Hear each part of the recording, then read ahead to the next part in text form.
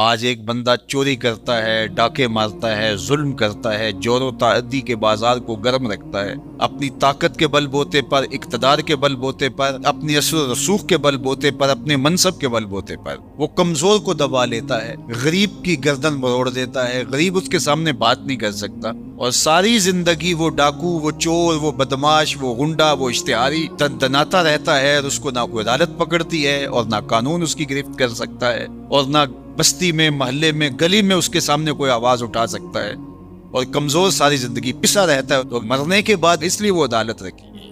اللہ تعالیٰ نے قرآن مجید میں ارشاد فرمایا قیامت کے دن کیا ماننے والے اور انکار کرنے والے دونوں، کیا ہم ان کے ساتھ ایک جیسا سلوک کریں گے؟ ما لکم کیف تحکمون، یہ تم کہاں سے فیصلہ لائے ہو، یہ بات تم نے کہاں سے گھڑ لی ہے؟ مرور زمانہ کے ساتھ جو مسلسل مشق ہوتی ہے تمہاری اس دنیا کے اندر، اس سے تم سمجھتے ہو کہ ایسا ہوگا، لیکن ایسا ہوگا نہیں۔ وہ ایک الگ نظام ہے، اور اس نظام میں آپ کو ایک ایک چیز اللہ کے حضور لے کے پیش ہونا ہوگا۔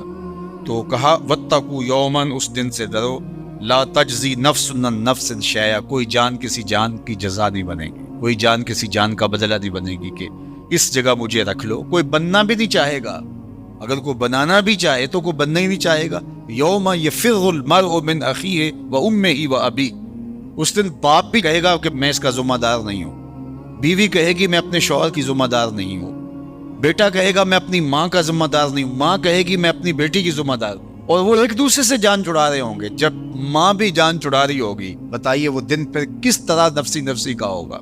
آج کی تاریخ میں سارے لوگ میدان چھوڑ کے بھاگ جائیں، لیکن ماں جو ہے وہ جلتی ہوئی آگ میں بھی کود جاتی ہے اپنی اولاد کے لیے، لیکن وہ دن اتنا سخت ہوگا کہ ماں بھی چھوڑ دے گی، ماں بھی کہے گی یہ اس سے پوچھو، میں اس کی ذمہ دار نہیں ہوں۔ اللہ اکبر۔ تو کہا وہ دن آنے والا ہے۔ آج تم نے دنیا کے اس رویے سے اور اس طرز زندگی سے، اور جو تم زندگی گزارتے ہو، اس سے تم نے یہ نتیجہ نکال لیا ہے کہ آخرت میں بھی ایسے ہی چلے گا، تو ایسے نہیں ہے۔ اور اگر آپ ناراض نہ ہوں، بعض اوقات خوش آمدی مریدین پیروں کو اس قدر کہتے ہیں کہ آپ تو بخشے ہوئے ہیں، آپ تو کامل ہیں، اور آپ تو پہنچے ہوئے ہیں، اور وہ سن سن کے بچپن سے جب آنکھ کھولتا ہے وہ شہزادہ آغوش مادر سے، جب نکل کے وہ خانقاہ کے ماحول میں آتا ہے تو وہ یہی سنتا ہے کہ یہ کوئی الگ مخلوق ہے، تو آہستہ آہستہ اس کی طبع کے اندر بھی یہ راسخ ہو جاتا ہے کہ مجھے تو کوئی پرسش نہیں ہوگی، میں تو شریعت سے، قانون سے، اخلاقیات سے مبرہ ہوں۔ ہم نے دیکھا ہے کہ پیروں کے بیٹے بالکل نوخیز بچے بوڑھے سفید داڑھیوں والوں کی تذلیل کر رہے ہوتے ہیں اور ان کو غلاموں کی طرح سمجھ رہے ہوتے ہیں۔ ان کا خیال ہے کہ ہم ان کے اوپر جو ہے وہ کوئی حاکم بن کے آئے ہیں۔ یہی سیاستدانوں کا حال ہے، یہی باقی طبقات کا حال ہے۔ تو وہ ماحول ایسا ان کو دیا جاتا ہے، اور وہ پھر آہستہ آہستہ یہ سمجھتے ہیں کہ ہم تو بخشے ہوئے ہیں، اور ایسا ہوتا ہے کہ وہ بیچارے دعا سے بھی محروم ہو جاتے ہیں۔ میں نے دیکھا ہے کہ جب لوگ فوت ہوتے ہیں تو بالخصوص جو اس طرح کا ماحول ہوتا ہے وہاں، تو وہاں پیر صاحب کے لیے مغفرت کی دعا نہیں کی جاتی، ان کے وسیلے سے اپنے لیے دعا کی جاتی۔ تو یار کیسی محرومی ہے کہ جو دعائیں مغفرت کی، غفران کی، باوجود کے پیغمبروں کے دامن پہ کوئی گناہ کا دبا اور داغ نہیں تھا، لیکن اللہ سے وہ استغفار بھی طلب کرتے رہے اور اپنے لیے غفران و رحمت کی دعائیں بھی مانگتے رہے۔ اصحاب پیغمبر، اولاد رسول سب یہ کچھ کرتے رہے، لیکن آج جو ہے وہ مجھے اچھی طرح یاد ہے کہ ایک دفعہ ہم کہیں فاتحہ پڑھنے گئے، بہت پرانی بات بھی نہیں ہے، کوئی 10 سال پرانی بات ہوگی۔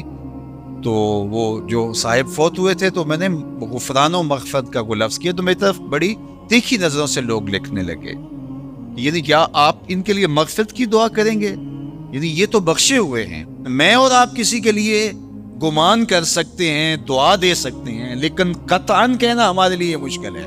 تو پھر کیا کریں گے؟ ہم دعا مانگیں۔ نیک سے نیک پارسا شخص بھی ہو، ہمیں یہ بتایا گیا کہ اس کی خوبیوں کو بیان کرو، اس کی اچھائیوں کو بیان کرو، اس کے اچھے اعمال کا ذکر کرو، اور اس کے بارے حسن ظن رکھو، لیکن اس کی مغفرت کے لیے دعا کرو۔ اللہ کسی قوم کو ذلیل اور رسوا نہیں کرتا جب تک وہ اللہ کے حکموں کا انکار نہیں کرتی۔ قومیں رسوا اور ذلیل تب ہوتی ہیں جب اللہ کے حکام سے رخ پھیریں اور اعراض کریں، پھر قوموں کو پیس کے رکھ دیا جاتا ہے۔ ماضی کے اندر جو قوموں کو عذاب دیے گئے تھے وہ حصی تھے، اور حضور علیہ الصلوۃ والسلام کے بعد جو عذاب آتے ہیں وہ حصی نہیں ہیں، وہ معنوی ہیں۔ ماضی کے اندر جو قوموں کو عذاب دیے گئے، ان پہ پتھر اترے، ان کے اوپر چوہوں کا عذاب آیا، ان کے اوپر مینڈکوں کے عذاب آئے، طوفان آئے، ڈبو دیے گئے، ان کی شکلیں مسخ کر دی گئی، خنزیر اور بندر بنا دیا گیا، مختلف صورتوں میں تبدیل کر دیا گیا۔ لیکن اس امت میں ایسا نہیں ہوگا، مسخ حقیقی نہیں ہوگا، مانوی مسخ ہوگا۔ مطلب کیا کہ حقیقی مسخ تو یہ ہے چہرے بدل جائیں، مانوی مسخ ہے چہرے نہ بدل جائے، سوچ غلط ہو جائے۔ یہ ہے مسخ مانوی، اندر بدل جائے، اور وہ عذاب مانوی ہوگا، اور اس عذاب مانوی کی صورت تشدد ہے، افتراق ہے۔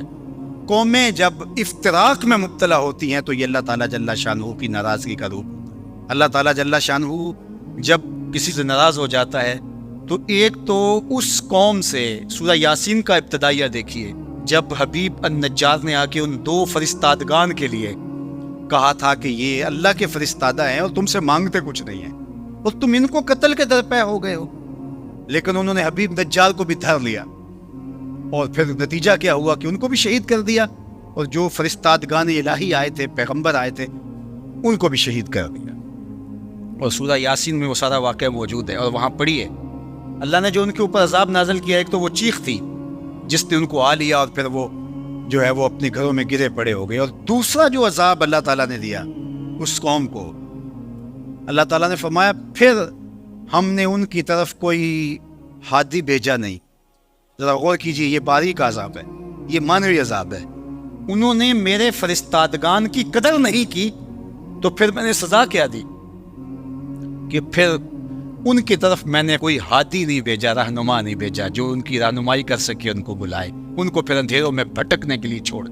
تو یہ بات ذہن میں رکھیے گا، جب قومیں تشدد، ناقدری، اچھے لوگوں کو نظر انداز کرنے کا مزاج پیدا کرتی ہیں، تو پھر ان کے اوپر جو عذاب بھیجے جاتے ہیں ان میں سے ایک عذاب کہ پھر وہ حقیقی قیادت سے محروم کر دیے جاتے ہیں۔ آج میرے وطن اور عالم اسلام کی جو حالت ہے، ہم اس وقت قیادت کے اعتبار سے یتیم ہیں۔ یہ الگ بات ہے کہ ہر بندہ دعویٰ کر رہا ہے کہ میں ہی نجات دہندہ اور میں قائد۔ مذہبی لوگ بھی، سیاسی لوگ بھی، سب کہتے ہیں کہ میرے بغیر تو چرخ کا پہیہ ہی نہیں گھوم سکتا، میں ہی سب کچھ۔ لیکن حقیقی طور پہ اگر دیکھیں تو یہ امت بے امام ہے۔ اس وقت ہمارے پاس قیادت کا فقدان ہے، اگرچہ قائدین کی بہتات ہے، لیکن قیادت، حقیقی قیادت جو درد امت کا مداوع کر سکتی ہو، جو ضرورت کی کفیل ہو، وہ قیادت آج ہمارے پاس نہیں ہے۔ اقبال نے بھی کہا تھا، اٹھانا پھر کوئی رومی عجم کے لالہ زاروں میں، وہی آب و گل ایران، وہی تبریز ہے ساقی۔ اور دوسرے مقام پہ یہاں کے حالات کا، چمن میں رخت گل شبنم سے تر ہے، سمن ہے سبزہ ہے باد سار، مگر ہنگامہ ہو سکتا نہیں گرم، یہاں کا لالا بے سوز جگر ہے۔ یہ سزائیں ہوتی ہیں قوموں کو کہ ان کے اندر ترقی کی قیادت کو اٹھا لیا جاتا ہے، پھر قوم بھٹکنے کے لیے چھوڑ جاتے ہیں، پھر مختلف جتھوں کے ہتھے چڑھ جاتی ہے، اور آج جو ہے ہمارے ساتھ ہو رہا ہے وہ کسی سے مخفی نہیں ہے۔